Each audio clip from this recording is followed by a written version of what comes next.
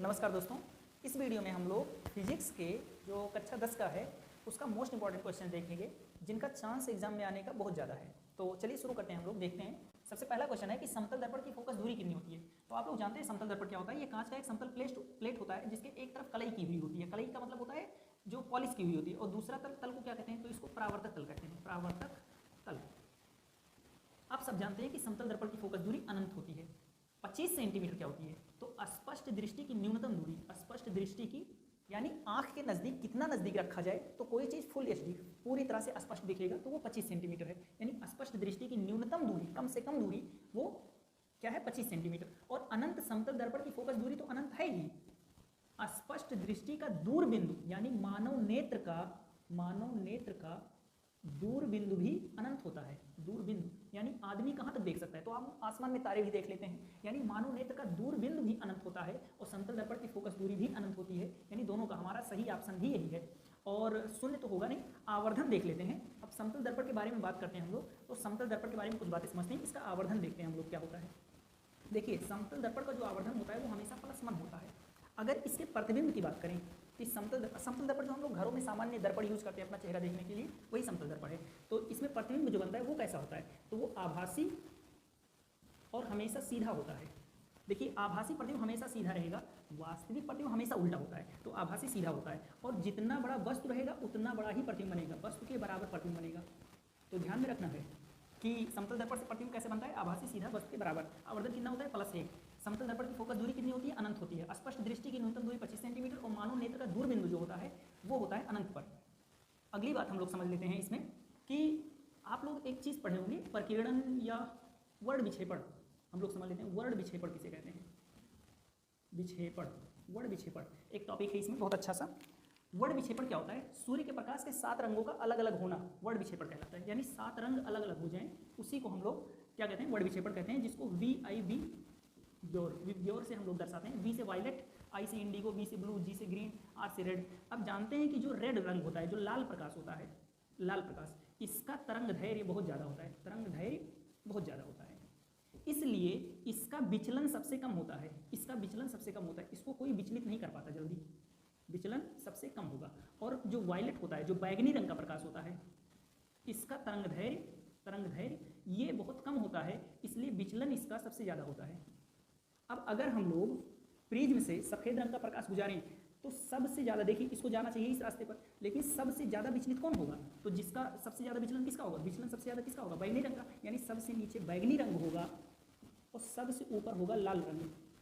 देखिए, जाना चाहिए था इस रास्ते पर, लेकिन गया थोड़ा सा विचलित हुआ है लाल रंग, क्योंकि इसका तरंग दैर्घ्य ज़्यादा है इसलिए विचलन कम हुआ है। तो आता है कि प्रिज्म के आधार से दूरस्थ रंग कौन सा है, तो लाल है। और वर्ण विक्षेपण किसे कहते हैं, तो सूर्य के 7 रंगों का अलग अलग होना, बैगनी, नीला, आसमानी, हरा, ऐसे है नहीं, वो ऑरेंज है फिर लाल है, तो ये सारा का सारा इसी को कहते हैं हम लोग वर्ण विक्षेपण। प्रकीर्णन क्या होता है, प्रकीर्णन क्या होता है, तो प्रकीर्णन होता है जब आसमान से यानी सूर्य से प्रकाश हम तक पहुंच रहा होता है, तो सूर्य का प्रकाश जो माध्यम के कण है, जिसे धूल के कण, बहुत सारे कण यहाँ माध्यम में है, सूर्य और हमारे बीच में बहुत सारे कण हैं, तो इन कणों पर सूर्य के प्रकाश का कुछ हिस्सा टकरा कर और बिखर जाता है।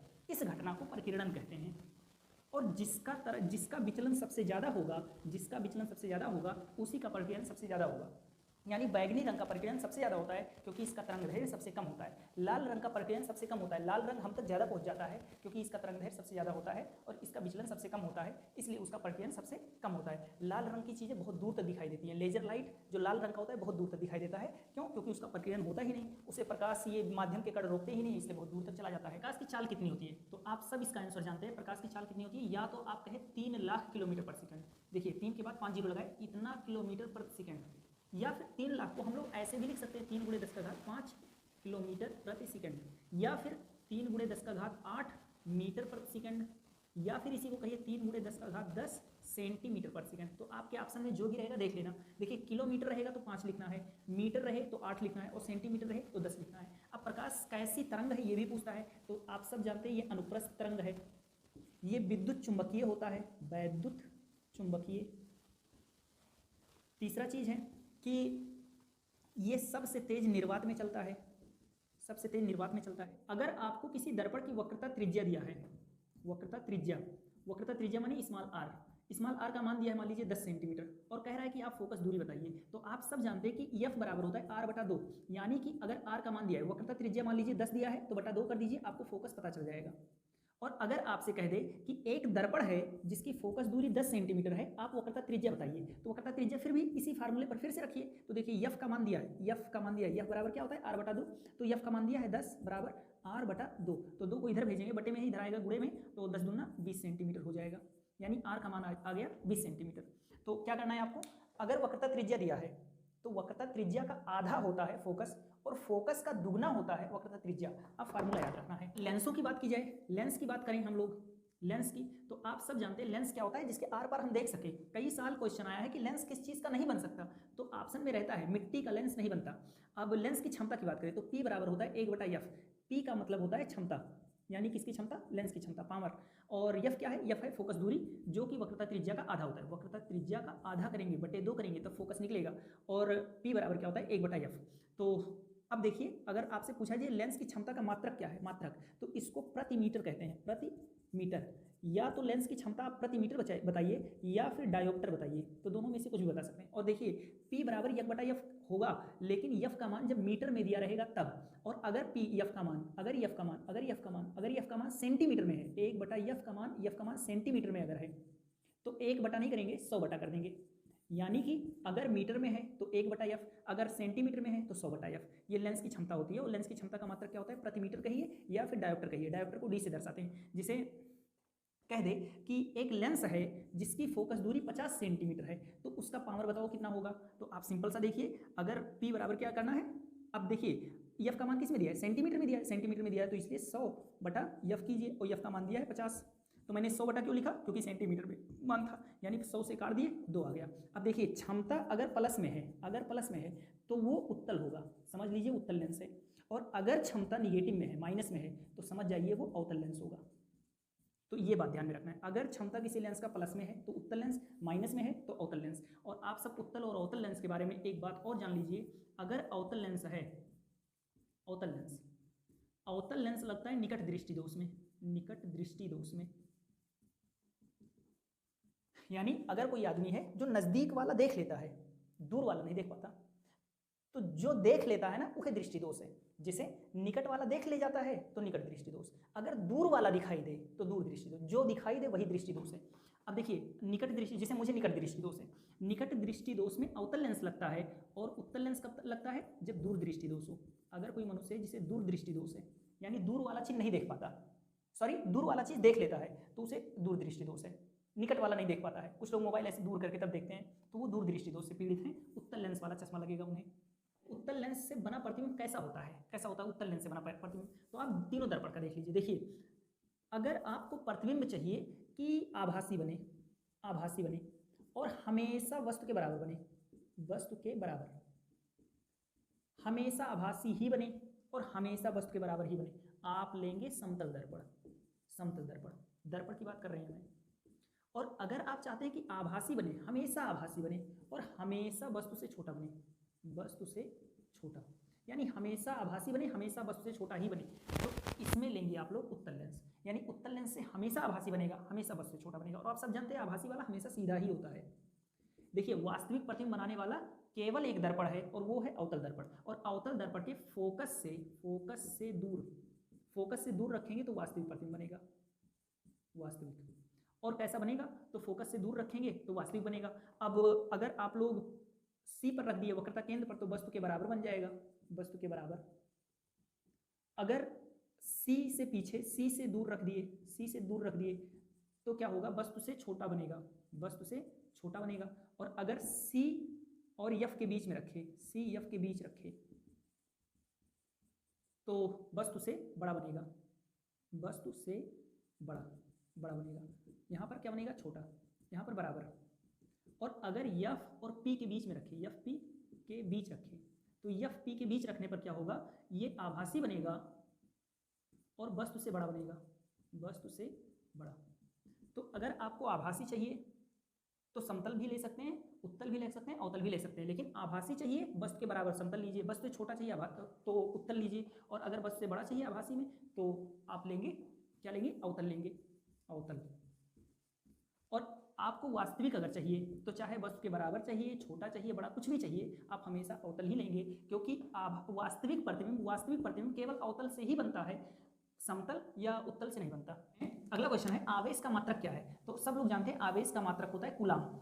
आप लोग पूछेंगे एम्पियर किसका मात्रक है, तो ये विद्युत धारा का मात्रक है, ये धारा का मात्रक है। अच्छा, धारा को नापते किससे हैं, तो नापते हैं आमीटर से। कुछ लोग आमीटर कहते हैं और कुछ लोग ए मीटर कहते हैं, तो दोनों सही है। आमीटर को परिपथ में किस क्रम में लगाते हैं, तो इसको हमेशा परिपथ में श्रेणी क्रम में लगाते हैं। अगली बात है ओम किस चीज का मात्रक है, तो ये है प्रतिरोध का मात्रक, प्रतिरोध का मात्रक। वाट किसका है, तो ये विद्युत शक्ति का मात्रक है, विद्युत शक्ति का मात्रक है। विद्युत शक्ति को हम पी से दर्शाते हैं और पी का मात्रक वाट है। सब लोग वाट और किलोवाट घंटा में कंफ्यूज रहते हैं। देखिए किलोवाट घंटा ये मात्रक किस चीज का है, तो ये ऊर्जा का मात्रक है, विद्युत ऊर्जा का मात्रक है।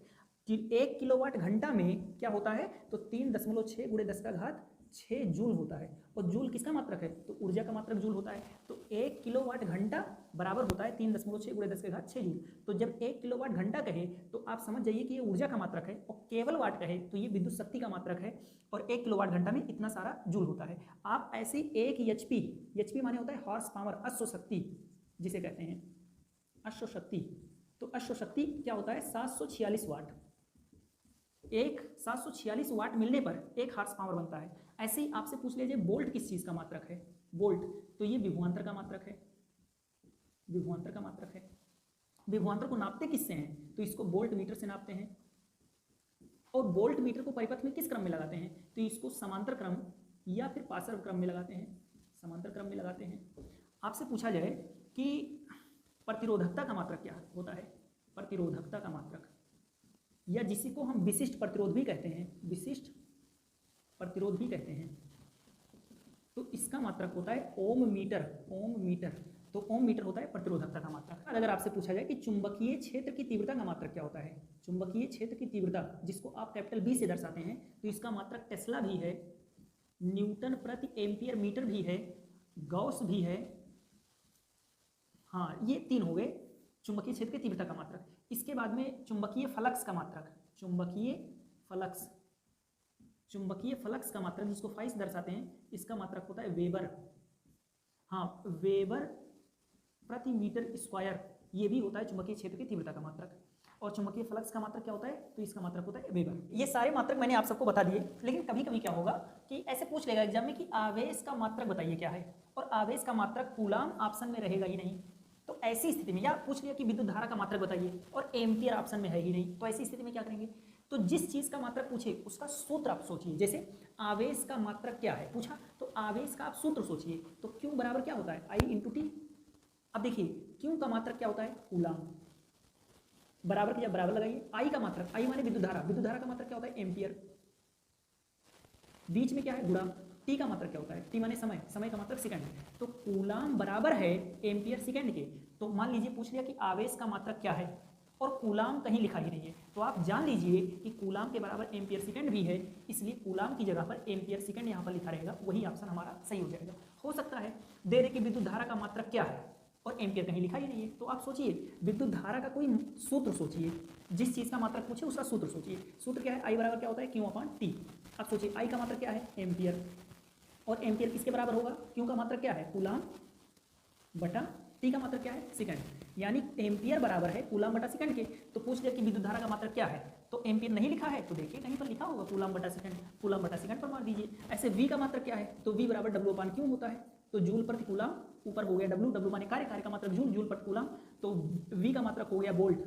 तो वोल्ट अगर नहीं लिखा है, पूछ लिया कि विभवांतर का मात्रक क्या है, 4 ऑप्शन है, 4 ऑप्शन में वोल्ट है ही नहीं, तो क्या लिखेंगे, जूल बटे कूलाम, इसको ढूंढिए। यानी कि उसका सूत्र सोचिए और सूत्र से मात्रक बना लीजिए आप लोग। तो ऐसा भी कर सकते हैं आप लोग मात्रक के मामले में। हाँ, एक इलेक्ट्रॉन पर कितना आवेश होता है, तो 1.6 × 10⁻−19 कूलाम होता है। ये बात ध्यान में रखना, बहुत पूछता है। अच्छा, माइनस में होता है, और प्रोटॉन रहेगा तो प्लस में रहेगा। प्रोटॉन पर भी इतना ही चार्ज होता है प्लस में, और इलेक्ट्रॉन पर भी इतना ही चार्ज होता है माइनस में होता है।